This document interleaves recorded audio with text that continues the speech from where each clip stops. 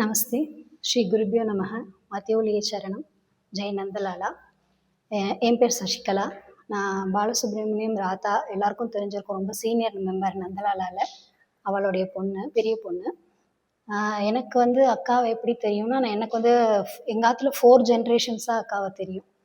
எங்கள் அப்பா அம்மாவுக்கு கல்யாணம் பண்ணி வச்சது எல்லாம் அக்கா தான். எனக்கு பேர் வச்சது என் தங்கைக்கு எல்லாரும். குழந்தையிலேருந்தே எனக்கு வந்து போய் பழக்கம் உண்டு அக்காவாத்தில். எனக்கு வந்து நல்ல விவரம் தெரிஞ்சு பார்த்தேன் அப்படின்னு சொன்னாக்க, நான் 9th படிக்கும்போது தான் அக்கா வந்து ஒரு டிவைன் பர்சன் அப்படிங்கிறது எனக்கு தெரியும். அதுக்கு முன்னாடி சாதாரணமாக அப்பாவோட போவேன் வருவேன், ஜாஸ்தி பேச மாட்டேன், நமஸ்காரம் பண்ணுவேன், கிளம்பி வந்துடுவேன். அப்போது ஒரு தடவை 9th ஸ்டாண்டர்ட் படிக்கும்போது பொங்கல் போது ஒரு நாள் ஆற்றுக்கு போயிருந்தோம், அக்காவாத்துக்கு அல்லூர்பேட்டை அன்னப்பூ ஆற்றுல. அங்கே வந்து நானே எங்கள் அப்பா அம்மா என் தங்கையோட போயிருக்கும்போது நமஸ்காரம் பண்ணிவிட்டு, அன்றைக்கி யாருமே ரொம்ப கூட்டமே இருக்காது, அப்போல்லாம் ரொம்ப கேஷுவலாக போய் பார்க்கலாம், யாருமே இருக்க மாட்டா. நாங்கள் வந்து எங்கள் சொந்தக்காரத்துக்கு போகிற மாதிரி போயிட்டு போயிட்டு வருவோம். அப்படி போயிட்டு இருக்கச்சே ஒரு தடவை அக்கா சொன்னால் எங்கள் அம்மா கிட்ட, நீ சசி ஆற்றுல விட்டுட்டு போ, யாரானு வந்தால் எனக்கு ஹெல்ப் பண்ணுறதுக்கு சௌரியமாக இருக்கும் அப்படின்னு சொன்னான். அப்போ அக்கா எங்கள் அம்மா என்ன சொன்னால், இல்லை இல்லை அவளுக்கு எங்கேயுமே போயிட்டு வரத்துக்குலாம் தெரியாது, அவள் எப்படி தனியாக வருவா அப்படின்னு கேட்கும்போது அக்கா வந்து, அதெல்லாம் இல்லை, நான் வந்து அனுப்பி விடுறேன் அப்படின்னு சொல்லிட்டு எங்கள் அம்மா வந்து என்னை விட்டுட்டு போயிட்டா. அப்புறம் வெளியில் வந்து அந்த பாத்வே மாதிரி இருக்கும்ல, அங்கே வந்து அம்மா வந்து எனக்கு அப்போல்லாம் வந்து 50 பைசாவோ 75 பைசா தான் பஸ் டிக்கெட்டு. அதுக்கு வந்து 1 ரூபா கொடுத்துட்டு நீ வரச்சே பஸ்ஸில் வந்துரு, ஆற்று வாசல்லே பஸ் இருக்கும் அப்படின்னு சொல்லிட்டு காசு கொடுத்தா. அதை வந்து அக்கா உள்ளேருந்து பார்த்துட்டு, நீ என்ன அவளுக்கு காசு தர, நான் தானே இருக்க சொன்னேன், நான் கொடுத்து அனுப்புகிறேன் அப்படின்னு சொல்லிட்டு எங்கள் அம்மா வந்து அனுப்பி வச்சுட்டா. ஸோ அன்றைக்கி வந்து ஃபஸ்ட்டு டே எனக்கு தெரிஞ்சு நான் அக்காவத்தில் வந்து சர்வீஸ் பண்ண ஆரம்பித்தேன். வரவாள்லாம் கொண்டு வருவா, பூ பழம் அதெல்லாம் செக்ரிகேட் பண்ணி வரவாளுக்கு வெத்தலைப்பாக்கு பழம் கொடுத்து அக்கா என்ன சொன்னாலும் அதை செஞ்சுட்டு உட்காண்ட்ருந்தேன். மத்தியானம் ஆச்சு, நாங்கள் காத்தாலேயே வந்துட்டோம். மத்தியானம் ஆன உடனே அக்கா வந்து எனக்கு எல்லாரும் சாப்பிட உட்காண்ட்ருந்தா, எனக்கு நீ சாதம் போடுறியா அப்படின்னு கேட்டா. சரி நான் சாதம் போட்டேன். சாதம் போட்டு பரமாறிட்டு எல்லாம் பண்ணிவிட்டு என்னையும் சாப்பிட சொன்னான். சாப்பிட்டுட்டு வந்தோடனே அக்காவோட அந்த பெட்ரூம் கூட்டிகிட்டு போய் அக்கா ஊற்றின்ற ஒரு புடவை, ஒரு அன்னபூர்ணி விக்கிரகம், அதெல்லாம் வெத்தலைப்பாக்கு பழத்தில் வச்சு, நீ வந்து எனக்கு இன்னைக்கு அன்னபூர்ணி மாதிரி சாதம் போட்டிருக்கேன், அதனால உனக்கு வந்து இதெல்லாம் நான் உனக்கு கொடுக்குறேன் அப்படின்னு சொல்லிட்டு எனக்கு கொடுத்தா. அது வந்து ரொம்ப எனக்கு ப்ரெஷியஸ் கிஃப்ட்டு. இன்னும் அதெல்லாம் வந்து பத்திரமா வச்சுருக்கேன், எனக்கு நீ லாக்கரில் வச்சுக்கோ அப்படின்னு சொல்லியிருக்கா. அதனால் அது வந்து அந்த புடவை விக்கிரகம் எல்லாம் இன்னைக்கு வரைக்கும் எனக்கு அது லாக்கரில் இருக்குது. அன்னைக்கு கொடுத்ததுனாலையோ என்னவோ தெரியல, இன்னி வரைக்கும் எங்கள் ஆத்துல வந்து அந்த அன்னபூர்ணி வந்து எங்களுக்கு வந்து ஹெல்ப் பண்ணிட்டு இருக்கா. யூஸ்வலாக எங்கள் அம்மாவை சொல்லுவா, அவங்க அம்மா வந்து அன்னபூர்ணி யார் வந்தாலும் சாப்பாடு போடுறா, அது வந்து புண்ணியம் அப்படின்னு சொல்லிட்டு சொல்லுவா. அதே மாதிரியே இன்னைக்கு வரைக்குமே அந்த எந்த தட்டுப்பாடும் வந்ததில்லை ஆத்துல. ஏதோ இருக்கும், ஆனால் அது வந்து அப்படியே அக்காவோட அருளால் கலைஞ்சு போயிடும். அப்புறம் அப்படியே போயிட்டு வந்துட்டு இருப்போம். இந்த மாதிரி சர்வீஸ் பண்ண ஆரம்பித்தேன். எப்போல்லாம் எனக்கு தோன்றதோ அப்போல்லாம் அக்காத்துல போய் ஹெல்ப் பண்ணிட்டு இருப்பேன். ஜாஸ்தி அன்னப்பூ தான் போயிருக்கும். பிஃபோர் மேரேஜ் வரைக்கும் முக்கால்வாசி டெய்லி காத்தால வந்து அக்காத்துல போய் டியூட்டி பார்த்துட்டு, அது என்னவோ அங்கே போகணுன்றது ஒரு கடமை மாதிரி ஆகிடும். ரொம்ப நாள் பண்ணிட்டு இருந்தேன். அப்புறம் வந்து இதுக்கு முன்னாடி சொல்லணும்னா, நாங்கள் சின்ன வயசாக இருக்கும்போது சிறுவர் சங்கத்தில் வந்து ரொம்ப ஆக்டிவாக பார்ட்டிசிபேட் பண்ணிட்டு இருந்தோம். அப்போ வந்து நான் வந்து ஒரு 6th 7th தான் படிச்சுட்டு இருந்தேன். அப்போ ரேடியோவில் வந்து கூத்தபிரான் வச்சு ரேடியோ ஷோ ஒன்று பண்ணினான். ஸோ அதெல்லாம் ரொம்ப நல்லா இருந்தது. நான்லாம் ஒரு ட்ராமா, பாட்டு அந்த மாதிரிலாம் பண்ணிட்டு இருந்தோம். அது முடிச்சுட்டு லாஸ்ட் டே அன்றைக்கி ரெக்கார்டிங் போகிறோம். அதுக்கு முன்னாடி வந்து எங்கள் எல்லாரையும் குழந்தைகள் எல்லாரையும் உட்காத்தி வச்சு அக்கா கேட்டா, உங்கள் எல்லாருக்கும் என்ன வேணும், நீங்கள் எங்களுக்காக ரெக்கார்டிங் பண்ண போகிறேன், உங்களுக்குலாம் என்ன வேணும் அப்படின்னோடனே, அப்போல்லாம் வந்து இந்த டைரி மில்க் சாக்லேட் வந்து ரொம்ப காஸ்ட்லியான சாக்லேட். அது வந்து ஈஸியாக வாங்க முடியாது இப்போ மாதிரி. அப்போ நாங்கள் பசங்கள்லாம் வந்து அது இன்னும் ரொம்ப பெரிய விஷயம் மாதிரி அக்கா கிட்ட போயிட்டு, எங்களுக்கு வந்து நிறைய சாக்லேட்டு நிறைய ஐஸ்கிரீம் வேணும்னு சொன்னோம். உடனே இவ்வளோ தானே கேட்குறேன் அப்படின்னு சொல்லிட்டு, நீங்கள் ரெக்கார்டிங்லாம் முடிச்சுட்டு வாங்க, இப்போ போனீங்கன்னா உங்களுக்கு தொண்டையெல்லாம் கட்டி போயிடும், நீங்கள் முடிச்சுட்டு வந்தோடனே தரேன் அப்படின்னு சொன்ன உடனே எங்களுக்குலாம் ரொம்ப குஷி. எங்களெல்லாம் வேன் அரேஞ்ச் பண்ணி ரேடியோ ஸ்டேஷன் போய் அங்கே ரெக்கார்டிங்லாம் முடிச்சு நேராக திருப்பி அயோத்தியாங்கிறது இப்போ இருக்கிற கிருஷ்ணர் கோவில், அது முன்னாடி வீடாக இருந்தது, மீனா பாட்டி அம்மா இருந்தது. அங்கே தான் எங்களுடைய அட்டகாசம்லாம் நடக்கும். வாரம் நந்தலாலா சிறுவர் சங்கம்ன்ற பேரில் நாங்கள் ஒரு 30 பேர் அட்டகாசம் பண்ணுவோம் அங்கே உட்காந்து சாயந்தரம் ஆச்சுன்னா. அப்போ இதை முடிச்சுட்டு வந்த உடனே நேராக ரெக்கார்டிங் முடிச்சு அங்கே கூட்டின்னு வந்து வேனில் கூட்டின்னு வந்து யூ ஓன்ட் பிலீவ், ஒரு பெரிய பாக்ஸ், அந்த இந்த பாக்ஸ் மாதிரி சொல்லலை, கூலன் பாக்ஸ், அது ஃபுல்லா விதமா ஐஸ்கிரீம் அண்ட் சாக்லேட்ஸ். எல்லாரையும் அவளுக்கு கையை விட்டு எவ்வளோ வேணுமோ எடுத்துக்கோங்க அப்படின்னா ஆளாளுக்கு அள்ளின்றதுலாம் வந்து பெரிய சந்தோஷம். அது இன்னைக்கு நினைச்சா கூட எப்படிலாம் நம்ம அங்கே என்ஜாய் பண்ணியிருக்கோம் அப்படிங்கிற மாதிரி தோணும். அந்த மாதிரி நிறைய போயிருக்கோம். அது மாதிரி அக்காவோட நிறைய பின்னல் கோலாட்டம், நார்மல் கோலாட்டம்லாம் ஒரு கோவிலா போய் பண்ணுவோம். கோவிலெல்லாம் போய் அந்த மாதிரி டான்ஸ் ப்ரோக்ராம்ஸ்லாம் பண்ணுறது, அயோத்தியா மண்டபம், அந்த மாதிரி அக்கா செலக்டடாக சில பிளேசஸ்லாம் சொல்லுவாள். அங்கெல்லாம் விஜயா மம்மி தான் ஆர்கனைஸ் பண்ணி எல்லாருக்கும் அலங்காரம் பண்ணி விடுறதுலேருந்து எல்லாமே அக்கா தான் பண்ணுவாள். 2 1 floor நாங்கள் கையை வீசி ஜாலியாக போவோம். ஏதோ எக்ஸ்கர்ஷன் போகிற மாதிரி போயிட்டு நல்லா ஆடிட்டு சாப்பிட்டுட்டு திரும்பி வருவோம். அதெல்லாம் நல்ல எக்ஸ்பீரியன்ஸு. அப்புறம் இந்த மாதிரி போயின்னு இருந்தது. நானும் கொஞ்சம் வளர்ந்தேன். அப்புறம் ஒரு நாள் அக்கா வந்து அப்பா அம்மா கிட்ட எனக்கு கல்யாணத்துக்கு பாருன்னு சொன்ன உடனே சொல்லி முடிக்கல, ஒரு 2 3 மாசத்துக்குள்ளேயே அலையன்ஸ் அமைஞ்சு என்னை வந்து ஃபர்ஸ்ட் அலையன்ஸ் பார்த்தது அக்கா கிட்ட சொல்லியிருக்கா, யாரு நீங்க சொல்றீங்களோ அவளை தான் கல்யாணம் பண்ணி வைப்போம்னு சொன்னதுனால இங்க பிஎஸ் சீனியர் ஸ்கூல்ல தான் அப்போ வந்து பீஷ்ம ஜெயந்திலாம் நடக்கும். அப்போ ஒரு தடவை ஒரு அலையன்ஸ் வந்ததுன்னு சொல்லிட்டு அங்க வர சொல்லி அக்கா தான் ஃபர்ஸ்ட் பார்த்து எனக்கும் அரேஞ்ச் பண்ணி கல்யாணம் பண்ணி வச்சா. ஸோ இன்னைக்கு வரைக்கும் லைஃப் வந்து அப்படியே அக்காவோட இதனாலே அருணாலே அப்படி போயின்னு இருக்கு. அப்ஸ் அண்ட் டவுன்ஸ் எல்லா ஃபேமிலிலையும் வரும். பட் அதுக்கெல்லாம் சப்போர்ட்டிவா அக்கா தான் வந்து எல்லா விதத்துலையும் பலமாகவும் கூடவே இன்னைக்கு வரைக்கும் இருந்து வந்து டே டு டே லைஃப்பையும் கூட்டின்னு போயின்னு இருக்கா. அப்புறம் என்னாச்சு, இன்னும் எக்ஸ்பீரியன்ஸ் சொல்லணும்னா, ஒரு தடவை சாவித்திரி நோன்பு வீனஸ் காலனியில் நடந்தது. அது வந்து எனக்கு கல்யாணத்துக்கு முன்னாடி. அப்போ நான் போயிருக்கும் போது அக்காவும் அக்கா தானே வருவா, வந்து திருமங்கல சரடெல்லாம் கொடுக்க சொல்றதுக்காக வருவா இல்லையா. அப்போ வந்து கால் அலம்பி விட்ட உடனே யார் நலங்கிடுறதுன்னு சொல்லிட்டு உட்காந்துருக்கும் போது அப்போ அலமேலு மாமி வந்து நலங்கு நீடுறியா அப்படின்னு கேட்டவுடனே நான் போயிட்டேன். இடும்போது எனக்கு என்னன்னு தெரியல, பயங்கரமா ஷிவர் ஆக ஆரம்பிச்சிருது, உடம்பெல்லாம் நடுங்க ஆரம்பிச்சிருது. அக்கா கிட்ட போய் கேட்குறேன், அக்கா சேர்ல உட்காந்துருந்தா. நான் சொன்னேன், அக்கா நலங்கிடணும், பாதம் காமிங்கன்னும் போது அக்கா வந்து பாதத்தை தூக்கி என் லெஃப்ட் கை மேல அப்படியே வச்சுட்டா. எனக்கு தாங்கவே முடியல, அது இன்னும் ஒரு வைப்ரேஷன் உடம்புக்குள்ள பயங்கரமா நடுங்கிறது. அக்கா என்ன பண்ணா, ஏன் இப்படி உனக்கு கை சில்லு நாய் ஷிவர் ஆகுதுன்னு சொல்லிட்டு ஒரு பாதம் வந்து கை மேல இருக்கு, அக்கா வந்து தலையில அப்படி ஆசீர்வாதம் பண்ற மாதிரி கையை வச்சு.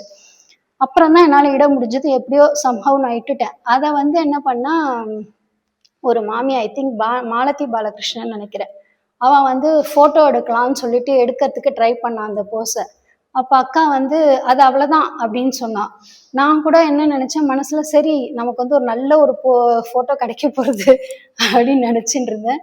ஆனா அக்கா வந்து அதை பார்த்துட்டு அது அவ்வளவுதான் சொன்ன உடனே அப்புறம் நான் போய் கேட்கும்போது அந்த போட்டோ வரவே இல்லை. ஸோ இது வந்து மனசுலதான் அந்த போட்டோ இருக்கணுங்கிறதுக்காகவே அது வந்து வரக்கூடாதுன்னு சொல்லிட்டா போல இருக்கு அந்த எக்ஸ்பீரியன்ஸு.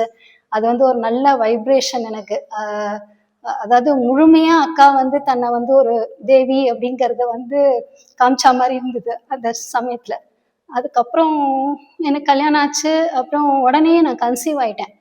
கன்சீவ் ஆன உடனே என்னாச்சு, டெலிவரிக்காக அக்கா சொன்னதா எல்லாமே எங்க ஆத்துல வந்து அது இன்னும் அக்காவோட அனுகிரகமா இல்லை தானா அமைஞ்சுதா என்னங்கிறது, ஈச் அண்ட் எவ்ரி மூவ் அக்கா வழியாவே எங்களுக்கு வந்து வரும். யார் டாக்டர்கிட்ட காமிக்கிறதுங்கும் போது அக்காவே டாக்டரும் சொன்னா, இந்த டாக்டரை போய் நீ பாருன்னு சொல்லிட்டு டாக்டர் வேதவள்ளிங்கிறவாளை சொன்னா. அவ தான் வந்து எனக்கு ஃபர்ஸ்ட் டெலிவரி பார்த்த உடனே என்னாச்சு, எனக்கு டியூ டேட் முடிஞ்சு 3 days ஆகி பெயினே வரல. வெயிட் பண்ணிட்டு இருக்கோம், என்ன பண்றதுன்னு தெரியல, சிசரியன் பண்ணலாமான்னு யோசிச்சுட்டு இருக்கச்சு. எப்படி அக்காவுக்கு தெரிஞ்சதோ என்னமோ தெரியல, அன்னைக்கு நைட் எனக்கு சிசரியன் பண்ண போறா. யார் மூலியமாவோ மாது ஒன்னாவோ யார் மூலியமாவோ அக்காத்துலேருந்து பிரசாதம் வந்து இங்க எங்க ஆத்துல கொடுத்துருக்கா. நாங்கெல்லாம் ஹாஸ்பிட்டல்ல இருந்தோம். அப்ப என் தங்க தான் இருந்தா. உடனே எங்க பெரியம்மா வந்து, இல்லை நீ இது உடனே கொண்டு போய் ஹாஸ்பிட்டல்ல கொடுன்னு சொல்லிட்டு நைட்டு ஒரு 10:30 11 இருக்கும். அப்பெல்லாம் இப்ப மாதிரி நிறைய ஆட்டோ அந்த மாதிரி ஃபெசிலிட்டிஸும் கிடையாது. கீழே குடியிருக்கிறவாளோட வண்டியில அனுப்பிச்சு எனக்கு வந்து உடனே விபூதி பிரசாதம் கொடுத்து விட்டு எனக்கு வந்து குழந்தை நல்லபடியா பிறந்தான், ஃபர்ஸ்ட் பையன்.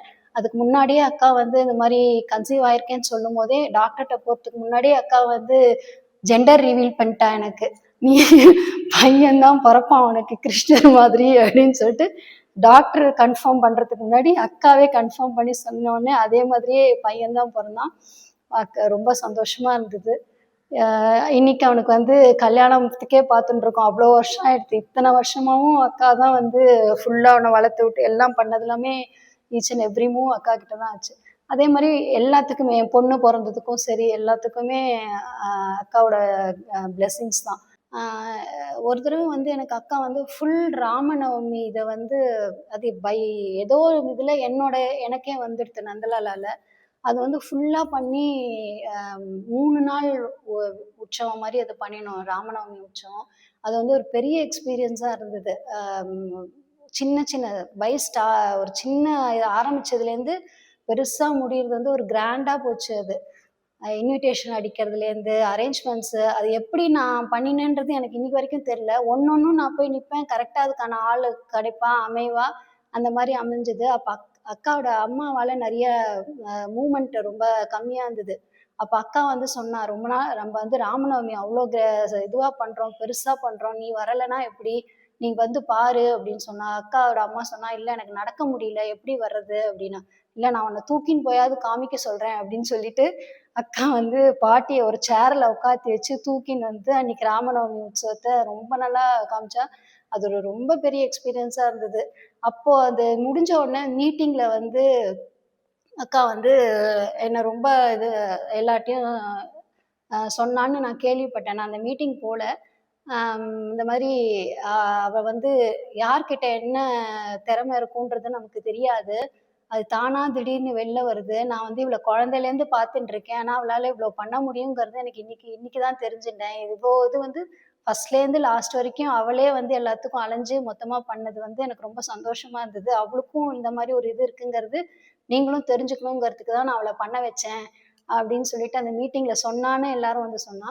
இன்னொரு மீட்டிங் வந்து நான் செகண்ட் கன்சீவ் ஆயிருக்கும் போது யூஸ்வலாக அந்த கமிட்டி மீட்டிங்லாம் நடக்கும். அப்போ நான் போயிருக்கும்போது அக்கா சொல்ற பாயிண்ட்ஸ் எல்லாம் நாங்க வந்து டைரியில நோட் பண்ணி என்னென்ன சொல்றாங்கிறத வச்சுப்போம். ஏன்னா திருப்பி திருப்பி போய் கேட்க முடியாது அப்படிங்கிறதுனால முக்கியமான பாயிண்ட்ஸ்லாம் நாங்க நோட் பண்ணி வச்சுப்போம். அதை வந்து திருப்பி ரீகால் பண்றதுக்காக யாரையானு விட்டு அக்கா பேசினதுக்கு அப்புறம் திருப்பி பேச சொல்லுவா. அப்ப என்னை கூப்பிட்டு நீ பேசு, நீ சொல்லு என்னென்ன பாயிண்ட்ஸ்ன்னு சொல்லு அப்படின்னா, அக்கா நீங்க என்ன கூப்பிட்டு பேச சொல்றேன், எனக்கு அவ்வளோ ஃப்ளூயண்டா வராது. நான் வந்து பேசவே மாட்டேன். எங்கேயுமே வந்து பிஹைண்ட் தி ஒர்க் பண்ணுவேனே தவிர்த்து முன்னாடி வந்து ஸ்டேஜ்லயோ இல்லையோ எங்கேயுமே நான் பேசவே மாட்டேன். இல்ல இல்ல நீ பேசணும் அப்படின்னு சொல்லிட்டு கூப்பிட்டு பேச சொன்னான். அப்ப வந்து ஏதோ கையில பார்த்து பேசலாமா அப்படின்னு கேட்டா, பார்க்க கூடாது, நீ பார்க்காம தான் பேசணும் அப்படின்ட்டா. அதனால என்னென்ன சொன்னாங்கிறத நான் திருப்பி ரீகால் பண்ணேன். அப்புறம் முடிச்சுட்டு சொன்ன உடனே அக்கா சொன்னா, பரவாயில்ல நான் சொன்னது எல்லாமே சொல்லிட்டா அவ திருப்பி. நான் இவ்வளோ சொல்ல வைக்கல, நான் பேசினதெல்லாம் வயித்துல இருக்கிற குழந்தை கேட்டுட்டே இருக்கு. அதுக்காக தான் நான் திருப்பி சொல்ல சொன்னேன். அவ கரெக்ட்டா சொல்றாளான்ட்டு. நான் ரீசெக் பண்ணிக்கிறதுக்கு தான் சொன்னேன். அப்படின்னு சொல்லிட்டு சொன்னா. அது வந்து ரொம்ப சந்தோஷமா இருந்தது. அப்புறம் அ என் தங்கம் வந்து பியூட்டிஷியன் கோர்ஸ் படிச்சுட்டு இருக்கும்போது, யூசுவலா நாங்க போய் பெடிக்யூர் பண்ண போவோம் அக்காவுக்கு. எப்பலாம் அக்கா டைம் கிடைக்கிறதோ கேட்டுன்ட்டு முடிஞ்ச அன்னைக்கெல்லாம் போய் அக்காவுக்கு பெடிக்யூர் பண்ணுவா. அவ பண்ணுவா. நான் சைட்ல சும்மா ஹாட் வாட்டர் குடுக்கறது, அதெல்லாம் பண்ணி விட்டுட்டுருப்பேன். நெயில் கட் பண்ணி விடுவேன். அதெல்லாம் பண்ணுவேன். அப்போ ஒரு தடவ அக்காவுக்கு வந்து நான் அப்ப கன்சீவ் ஆயிருந்தேன். செகண்ட் கன்சீவ் ஆயிருந்தேன். அப்போ அக்கா கால மடியில வச்சுண்டு இப்படி கட் பண்ணிட்டு இருந்தேன் கால. அப்ப அக்காவோட பாதம் வந்து என் வயித்து மேல அப்படி டச் ஆயிட்டே இருந்தது. வயித்துக்குள்ள பாப்பா இருக்கு. வயித்துல டச் ஆயிட்டே இருக்கும்போது அக்கா சொன்னா, "போரும் போரும் என் கால விடு. அப்புறம் எல்லாமே அவளுக்கு போயிடும்" அப்படின்னு சொல்லிட்டு விட்டுட்டா. ஆனா எனக்கு அந்த வைப்ரேஷன் தெரிஞ்சுது. "என் கால விட்டுறியா?" அப்படின்னா. சரின்னு விட்டுட்டேன். அப்பதான் தெரிஞ்சது. அது என்ன பிளெஸ்ஸிங்கோ தெரியல. ஷி இஸ் அதாவது படிக்கிறதுலயாகட்டும் எல்லாத்துலயுமே அவ வந்து கொஞ்சம் நல்லாவே பண்ணுவா. அது வந்து ரொம்ப அக்காவோட பிளெஸ்ஸிங் தான் நினைக்கிறேன். சின்ன வயசுலேருந்தே அவளுக்கு கிடைச்சதுனால. அந்த ஒரு அனுகிரகம். எனிவே அக்கா சொல்ற மாரி நம்ம வந்து சில விஷயங்கள்லாம் கோ த்ரூ பண்ணி தான் ஆகணும். ஆனா, எப்பவுமே கூட அக்கா வந்து நம்ம பக்கத்திலேயே இருக்கா. அந்த ஒரு பிலீஃப் வந்து என்னைக்குமே இருக்கு. 24/7 எந்த விஷயம் பண்ணாலும் அது வந்து அக்காவால தான் நடக்கிறது. கூடவே அக்காவும் இருக்காங்கிற பிலீஃப் எப்பவுமே இருந்துச்சுன்னா, நம்ம எல்லாத்தையுமே ஓவர் கம் பண்ணிட முடியும். அதுதான் வந்து இன்னைக்கு வரைக்கும் எனக்கு போயின்ட்டுருக்கு. இன்னும் சொல்லணும்னா விஷயம் சொல்லிண்டே போலாம். நடுவுல என்னாச்சு, என் பையனுக்கு வந்து இன்னொரு எக்ஸ்பீரியன்ஸ் சொல்லணும்னா, என் பையன் ஒரு 5தோ, 6தோ படிச்சுட்டு இருக்கும்போது, இந்த தொண்டையில வந்து ஒரு சின்ன லம்ப் மாரி வந்துடுது. அது வந்து ரொம்ப ஒரு மாரி சின்னதா ஒரு பட்டாணி சைஸ் இருந்தது. கொஞ்சம் கொஞ்சமா ஆயி ஒரு நெல்லிக்காய் சைஸ்க்கு பெருசாயிடுத்து. ஃபுல்லாக ரெட் ஆகிடுது. அது என்ன பண்ணுறதுனே தெரியல. மருந்து கொடுத்தாலும் போல, எதுவுமே போல. சரி நான் அப்போது ஒரு தடவை குழந்தைய கூட்டின்னு போயிட்டு, "என்னக்கா அப்படி இருக்குது? என்ன பண்ணுறதுன்னு தெரியல. சர்ஜரி பண்ணணும்னு சொல்றா டாக்டர். எதனால் வந்ததுன்னே தெரியல." அப்படின்னு சொல்லிட்டு கேட்கும்போது, டாக்டர் சர்ஜரி பண்ணணும்னு சொன்னா, "பண்ணிடு." அப்படின்னு சொல்லிட்டு ஒரு ஃபங்க்ஷனில் தான் பார்த்தேன். ஆக்சுவலா ஆத்துல கூட போய் பார்க்கல. யாருடைய ஃபங்க்ஷன்லயோ போய் பார்க்கும்போது, அக்கா என்ன பண்ணா, பக்கத்துல என் குழந்தைய கூப்பிட்டு அந்த தொண்டையில அந்த கட்டிய வந்து இப்படி இப்படி தொட்டு, தன்னோட தொண்டையில இப்படி இது பண்ணிட்டா. ஜஸ்ட் ஒரு ஃபிராக்ஷன் ஆஃப் செகண்ட் தான். பண்ணிட்டு, "நீ கூட்டின்னு போய் அட்மிட் பண்ணிடு" அப்படின்னு சொல்லிட்டா. சரின்னு எனக்கு ரொம்ப பயமா இருந்தது. சின்ன குழந்தை, தொண்டையில போய் சர்ஜரி பண்றோமே, எப்படி இருக்கும்னு தெரியலையே அப்படின்னு சொல்லிட்டு, கூட்டின்னு போய் அட்மிட் பண்ணிட்டேன். அந்த டாக்டரும் வந்து ஆக்சுவலா 1/2 அன் ஹவர் சர்ஜரின்னு சொன்னது எனக்கு கிட்டத்தட்ட ஒரு 2 ஹவர்ஸ்க்கு மேல போயிடுத்து சர்ஜரி. ஆ எனக்கு தெரிஞ்ச ஒரே மந்திரம் அகிலாண்டேஸ்வரி தான். எதா இருந்தாலும் வாயில வர்றது அகிலாண்டேஸ்வரி, அகிலாண்டேஸ்வரி, அகிலாண்டேஸ்வரி அதுதான் வரும். ஸோ அதத்தான் வந்து ஜெபம் மாரி பண்ணிட்டே இருப்போம். ஆ அது பண்ணி வந்த உடனே டாக்டர் தான் சொன்னார். நெக்ஸ்ட் டே சொன்னார். இது வந்து நார்மல் சர்ஜரின்னு நெனச்சோம். மைனர் சர்ஜரின்னு நெனச்சோம். ஆனா வந்து ரொம்ப மேஜர் ஆயிடுத்து. நான் உங்ககிட்ட சொல்லலாமா? வேண்டாமான்னு யோசிச்சேன். ஆ ஆக்சுவலா அந்த குழந்தைக்கு வந்து பேச்சே வருமாங்கிறது எனக்கு டவுட்டா இருந்தது. இந்த சர்ஜரி முடிச்ச உடனே. அவர் வந்து 3 ஒரு 1 வீக் கழிச்சு அவன் வந்து பேசுறானான்னு பார்த்துட்டு, அதுக்கப்புறம் தான் இந்த விஷயத்தையும் என்கிட்ட சொன்னார். அவனுக்கு வந்து பேச்சு வருமாங்கிறதே டவுட்டா இருந்தது. அதனால நீங்க சொன்னா பயந்துட போறீங்களேன்னு நான் வந்து சொல்லாம இருந்தேன். பை காட்ஸ் கிரேஸ் அவன் வந்து பேசுறான். ஒண்ணும் பிரச்சனை இல்ல அப்படின்னு சொன்னேன். எனக்கு வந்து நிஜமாவே அன்னைக்கு வந்து அக்கா வந்து என்ன காரணத்தினால தொண்டையில இப்படி வச்சு தான் தொண்டையில வச்சுட்டாங்கிறது எனக்கு தெரியல. அன்னைக்கு ரொம்ப அக்காவுக்கு தான் தேங்க் பண்ணிட்டேன். அதுக்கப்புறமா உடனே சர்ஜரி ஆன உடனே அக்கா கிட்ட போய் நல்லபடியா ஆயிடுத்துக்கான்னு சொல்றதுக்கு போனேன். அப்ப வெளியில இருக்கிறவ சொன்னா, "அக்கா 1 வீக்கா பேசவே இல்ல. தொண்டை கட்டின்னு இருக்கு." அப்படின்னு சொன்னா. இது வந்து எனக்கு ஒரு பெரிய ஷாக்கிங்கா இருந்தது. இன்னொரு சிம்பிள் ஒரு சின்ன விஷயம் 2 சொல்லிடுறேன். ஒரு தடவ நான் சின்ன வயசுல அக்காத்துல போய் சர்வீஸ் பண்ணேன்னு சொன்னேன் இல்லையா? அப்ப நான் போயிட்டு இருக்கும்போது அக்காவோட வார்ட்ரோப்லாம் கிளீன் பண்ணிட்டு இருப்போம். கிளீன் பண்ணினோம். புடவையெல்லாம் மடிச்சு வச்சு பண்ணும்போது, நம்ம யூசுவலா இந்த கரப்பான்பூச்சிலாம் பார்த்தா என்ன பண்ணுவோம்? அடிச்சுருவோம். அடிச்ச உடனே என்னாச்சு, நானும் கையால அந்த ஒரு குட்டி கரப்பான்பூச்சிய அடிச்சுட்டேன். அடிச்ச உடனே அக்காவ பார்த்துட்டு, "என்ன அத அடிச்சுட்ட?" அப்படின்னா, "அக்கா பூச்சிக்கா அதான் அடிச்சேன்" அப்படின்னேன். "அச்சச்சோ! அத போய் அடிச்சுட்டியே! இப்போ இன்னைக்கு உன் கையால அது மோட்சமா?" அப்படின்னா. எனக்கு அப்ப அந்த வயசுல அது புரியல. ஆனா இப்ப யோசிக்கும்போது தான் தெரியும். நடுவுல யோசிக்கும்போதெல்லாம் தெரிஞ்சது. சரி நமக்கு தான் வந்து அது பூச்சி. அக்காவுக்கு அது எல்லாமே உயிர் தான். அக்காவ பொறுத்தவரைக்கும் அது உயிர். அக்கா, அப்பா கிட்ட அந்த ஒரு உயிர் போயிருக்குங்கிறது வந்து, அது அவ்ளோ பெரிய விஷயங்கிறது இப்ப யோசிக்கும்போது அது தெரியறது. அது மாரி இன்னொரு ஒரு விஷயம் சொல்லணும்னா, யூசுவலா அக்கா, பாட்டிலாம் நாங்க கேஷுவலா இருக்கும்போது ரொம்ப கேஷுவலா பேசின்ட்டு இருப்பா. அப்போ வந்து சிலப்போ அக்கா வந்து ரொம்ப பிஸி. இங்க, அங்க புக்கு அதுக்கு இதுக்குன்னு ஏதானும் பண்ணிட்டே இருப்பா.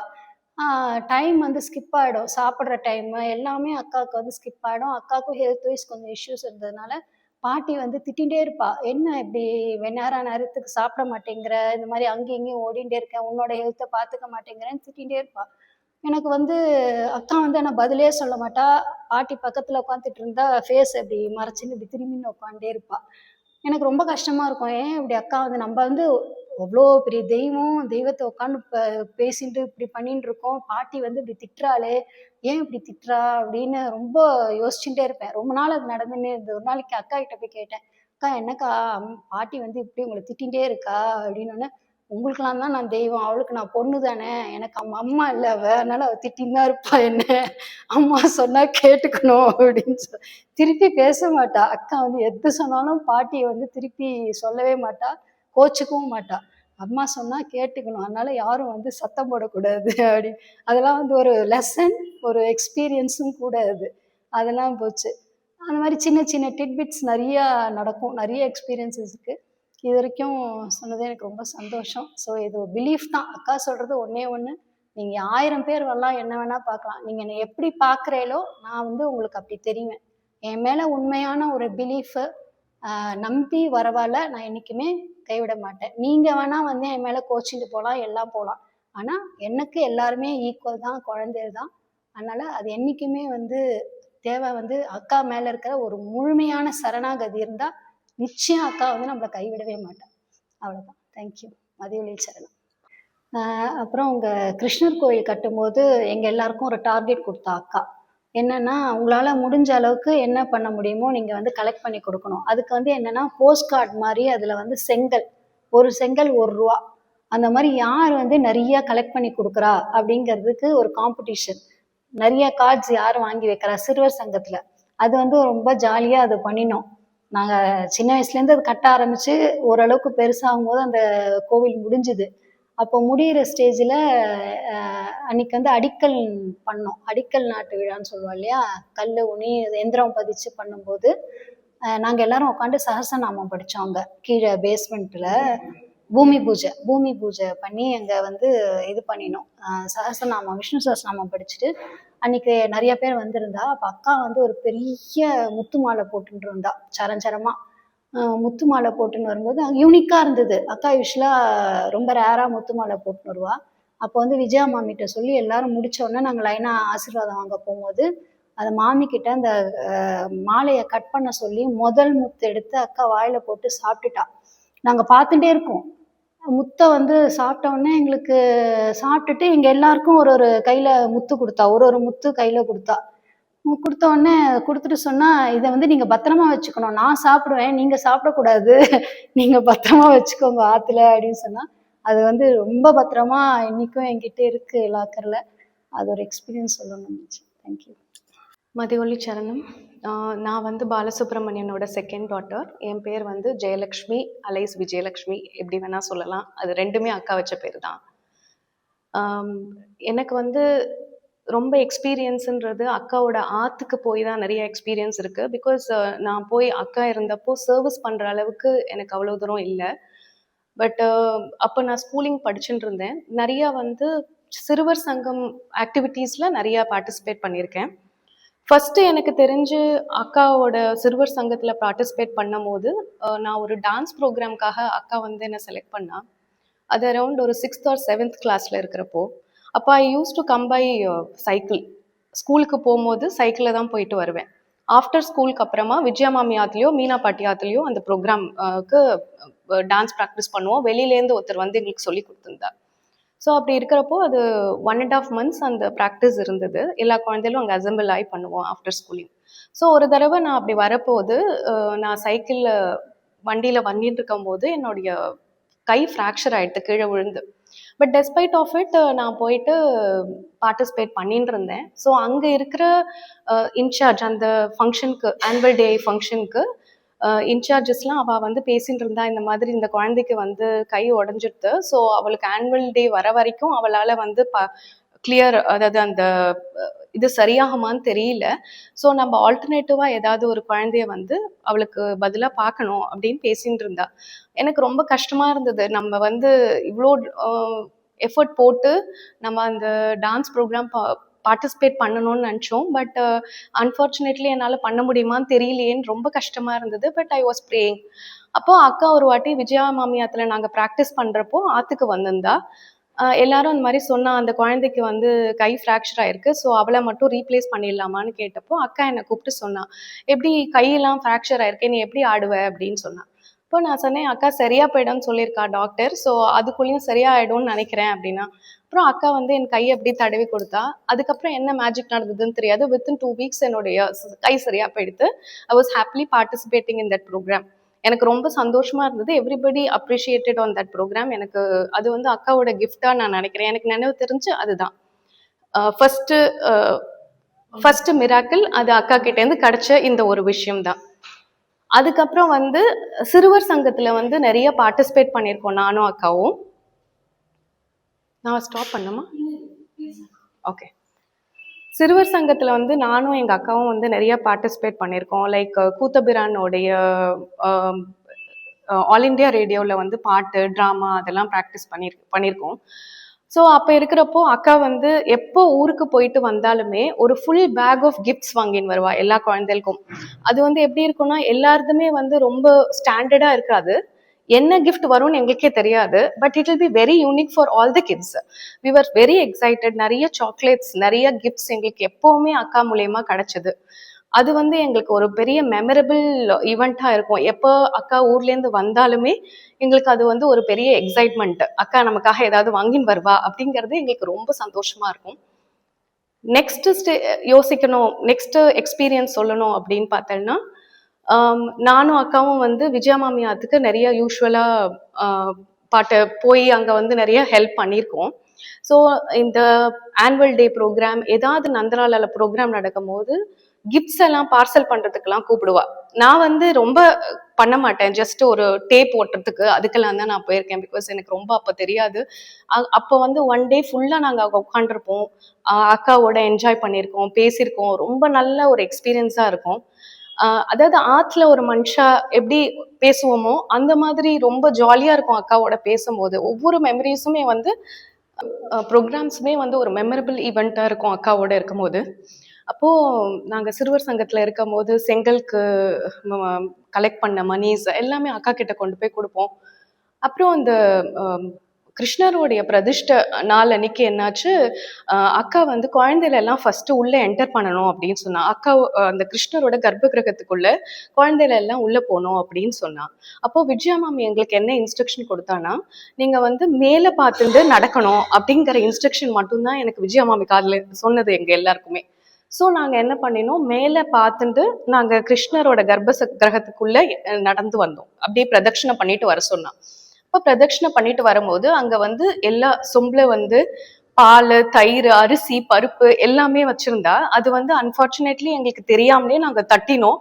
அது எல்லாமே அந்த கிருஷ்ணரோட இதுல அப்படியே போச்சு. ரொம்ப அழகா இருந்தது. அது வந்து பயங்கர சொர்க்கலோகம் மாதிரி இருந்தது அந்த ஈவெண்ட். அது ரொம்ப மெமரபிளா இருக்கு. இன்னமும் அந்த கிருஷ்ணர் கோயிலுக்கு போய் அந்த சன்னதி பார்க்கும் போதெல்லாம் I always think about that. அந்த தருணத்தை வந்து நான் என்னைக்குமே நான் மறக்க மாட்டேன்னு நினைக்கிறேன் என்னோட லைஃப் டைம்ல. அப்புறமா எனக்கு 20 இயர்ஸ் 25 இயர்ஸ் அந்த ஏஜ் இருக்கும் போது நான் பியூட்டிஷியன் போயிருந்தேன், அரமோ தெரப்பி பண்ணிட்டு இருந்தேன். ஸோ அக்கா வந்து சொன்னா, எனக்கு காலுக்கு வந்து நீ பண்ணி விடு, பெடிக்யூர் பண்ணி விடு. பெடிக்யூர்னா வெறும் பாதம் மட்டும் கிடையாது, அக்காவோட முட்டியிலேருந்து கீழே வரைக்கும் பண்ணி விட சொல்லி சொன்னா. ஸோ அப்போ வந்து அக்கா எப்பெல்லாம் ராஜி மாமி கிட்ட ஃபோன் பண்ணி சொல்லுவா, நீ வர சொல்லு அப்படின்னா அப்போ நான் போய் பண்ணணும். அப்போ பண்ணிட்டு இருக்கும் போது ஃபர்ஸ்ட் டைம் என்னாச்சு, அக்கா எனக்கு வந்து ஒரு ஸ்டூல் கொடுக்கட்டுமா நான் கால் வச்சுக்கிறதுக்கு அப்படின்னு சொன்னோன்னே அக்கா கிட்ட சொன்னேன், இல்லக்கா நீங்க எங்க தொடையிலே வச்சுக்கோங்க அப்படின்னு சொன்னேன். தொடையில வைக்கிறப்போ என்னாச்சு, என்னால லிஃப்ட் பண்ணவே முடியல. It was so heavy. அக்காவோட காலை லிஃப்ட் பண்ணவே முடியல. அப்போ எப்பவுமே வந்து அக்கா கையில தொடையில கால் வச்சுக்கும் போது நான் சொல்லுவேன், அக்கா கொஞ்சம் லெஃப்ட்ல திருப்புறேலா, ரைட்ல திருப்புறேலா அப்படின்னு சொல்லி தான் நான் அக்காவுக்கு பண்ணி விட்டுருக்கேன். That was a golden moment in my life. அக்காவோட நான் மட்டும் தனியா அந்த ரூம்ல ஒரு 1.5 மணி நேரம் 2 மணி நேரம், அது அக்காவோட கருணை தான் நான் இன்னமும் நினைக்கிறேன். ரொம்ப பேசினது கிடையாது. எனக்கு வந்து ரொம்ப அவ மேல பக்தி ஜாஸ்தி, ரெஸ்பெக்ட் ஜாஸ்தி. ஸோ என்ன பேசுறதுன்னு தெரியாது. பட் நான் மாட்டுக்கு பண்ணிட்டு இருப்பேன். அப்போ ஒரு டைம்ல வந்து ஒரு நார்த் இந்தியன் லேடி வந்து அக்கா வந்து பார்க்க வந்தா. இப்போ அக்கா சொன்னா, உனக்கு ஹிந்தி தெரியுமா அப்படின்னு கேட்டா. இல்லக்கா எனக்கு கொஞ்சம் புரிஞ்சுப்பேன், அதுக்கு மேல எனக்கு பேசலாம் தெரியாது அப்படின்னு. சரி நீ பண்ணு அப்படின்னு. அவ கிட்ட வந்து அக்கா எப்பவுமே எல்லார்ட்டையுமே ரொம்ப ஃபீபிளா அந்த வாய்ஸோட தான் பேசுவா. ஸோ அவ கிட்ட வந்து ஒரு கிட்டத்தட்ட ஒரு 1.5 hours பேசிட்டு இருந்தா. அன்டில் நான் முடிக்கிற வரைக்கும் நான் பேசிட்டு இருந்தா. எனக்கு வந்து ஒரு வார்த்தை கூட காதுல விழல. நான் என்ன பேசினா என்ன பண்ணா எனக்கு எதுவுமே தெரியாது. அந்த மாதிரி அது அந்த ஒரு பயங்கர அது ஒரு மிராக்கிளா இருந்தது அக்கா கிட்ட. அண்ட் ஒரு வாட்டி என்னாச்சு, நான் பெடிக்யூர் முடிச்சுட்டு ஆத்து வாசல்ல வெளியில வரப்போது பாட்டி இருந்தா. பாட்டி வந்து சொன்னா, நீ அவளுக்கு மட்டும் பண்ணிட்டு போற, எனக்கு பண்ண மாட்டியா அப்படின்னு கேட்ட உடனே அக்கா வந்து சொன்னா, நான் வந்து எனக்கு அவ பண்ணிட்டானா அவ உனக்குலாம் பண்ண முடியாது, நீ கிளம்புமா அப்படின்னு சொல்லிட்டா. ஸோ நான் ஆத்துக்கு போயிட்டேன். அதுக்கப்புறம் நான் ரொம்ப டீப் ஸ்லீப் பண்ணிக்க நைட் நல்லா தூங்கியாச்சு. காத்தால எழுந்த உடனே அம்மா வந்து எனக்கு கேட்டா, என்ன நல்லா இருக்கியா, உடம்பெல்லாம் நல்லா இருக்கியா அப்படின்னு கேட்டா. என்னம்மா நல்லா தானேம்மா இருக்கேன். இல்ல ராத்திரியெல்லாம் அம்மா அம்மான்னு புரண்டுன்னு இருந்த நீ, அதனாலதான் கேட்டேன் நீ எப்படி இருக்க அப்படின்ட்டுன்னு. ஸோ அப்ப எனக்கு அது தெரியல. பட் இப்ப என்னால ஃபீல் பண்ண முடியுது. அது வந்து அந்த டிவைன் பர்சன், அந்த டிவைனால தான், அக்காவோட டிவைனிட்டி தான் வந்து எனக்கு வந்து அந்த மாதிரி ஒரு எக்ஸ்பீரியன்ஸை கொடுத்ததுன்னு நான் நினைக்கிறேன். ஒவ்வொரு விஷயத்திலுமே வந்து எனக்கு அக்காவோட அருள் இருந்திருக்கு. நான் இன்னைக்கு வரைக்குமே என்னுடைய ஆக்டிவிட்டிஸ் எதா இருந்தாலுமே அக்காவோடைய தொடர்பு இல்லாம இருந்ததே கிடையாது. எங்க ஆத்துல வந்து எல்லா முடிவுமே அக்காவோட முடிவா தான் இருக்கும். அப்படிதான் இருந்திருக்கு. அதே மாதிரி எனக்கு கல்யாணம் நிச்சயம் ஆகிறதுக்கு முன்னாடி அக்கா வந்து என் பேரை வந்து ஜெயலட்சுமிங்கிறத விஜயலட்சுமின்னு மாத்திக்க சொன்னா. அதே மாதிரி அப்பாவும் மாத்திட்டா. எனக்கு வந்து நந்தலாலால என்ன சின்ன குழந்தையா தெரிஞ்சவா எல்லாருக்குமே என் பேர் ஜெயான்னு தெரியும். இப்ப எல்லாருக்குமே தெரியறவாளுக்கு விஜின்னு தெரியும். ஸோ 2 பேருமே அக்கா தான் கொடுத்தது. எல்லாமே இந்த வாழ்க்கையே அக்கா தான் கொடுத்தது. ஸோ எல்லாமே அக்காக்கு தான் சமர்ப்பணம்.